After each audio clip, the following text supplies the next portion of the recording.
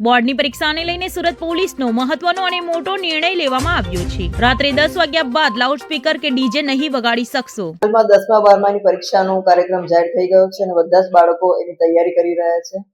સાથે સાથે લગ્નની સિઝન હોવાથી પાર્ટી પ્લોટમાં ખૂબ મોડા સુધી ડીજે વાગવાની ફરિયાદો મળી રહી છે, જે અંતર્ગત જાહેરનામું બહાર પાડવામાં આવ્યું છે અને હવે જે કોઈ પાર્ટી પ્લોટમાં 10 વાગ્યા બાદ ડીજે મોટા અવાજમાં વગાડવામાં આવશે, ડીજેનો ઉપયોગ કરવામાં આવશે તો ત્યાં કાયદેસરની કાર્યવાહી કરી અને ડીજે જપ્ત કરવામાં આવશે।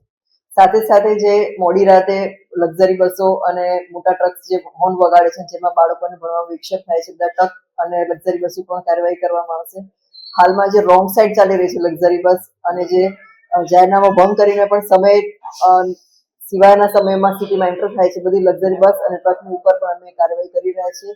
વહેલા સવારમાં 4 વાગે પણ અમે પોઈન્ટ લગાડી અને કાર્યવાહી કરી રહ્યા છીએ અને મોડી રાતે પણ જ્યાં જ્યાં અમને લાગે છે કે આ કાર્યવાહી અમારી જરૂર છે તેવા પોઈન્ટ પર અમે સરપ્રાઇઝ ચેકિંગ કરી અને એ પોઈન્ટ લગાડ્યા છે। દિવ્ય સુરત ડિજિટલ ન્યૂઝ।